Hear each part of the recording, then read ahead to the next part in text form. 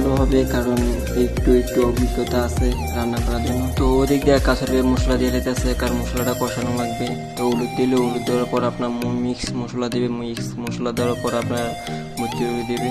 তো দেখেন কীভাবে কাঁচার রান্না করে এবং কি আমরা রান্না করি, পুরো একটা ভিডিও দেখবেন, আশা করি ভালো হবে। তো মশলা দিয়ে লাইলেও পুরো একটা মশলা দেওয়া শেষ। এখন মশলা কষাবে, কষানোর পর আপনার মুরগি দিয়ে দেবে। তো প্রায় মুরগি কুটা শেষ, তারপর আলু কুটা শেষ, কারণ মুরগির সাথে আলু দেবে। তো আমরা এখন মশলা দেব, দেখেন কিভাবে মশলা দেই। হাবিবে বলতেছে 2 চামচটা দর, আমি মশলাটা দিতেছি। তো প্রথমে হলুদ দিল, হলুদ দেওয়ার পর আপনার মিক্স মশলা দেবে, মিক্স মশলা দেওয়ার পর আপনার গুঁড়া মরিচ দিবে। তো মিক্স মশলা দিবে এখন, আর ওদিক দিয়ে কাঁচুপি রান্না হতেছে। তো মিক্স মশলা দেওয়া প্রায় শেষ, এখন মুচুরি দিবে। মুচি দেওয়ার পর আমরা মশলা একটু কষানোর পর আলু দিব। তো মুচি দেওয়া শেষ প্রায়, এখন একটু কষানোর পর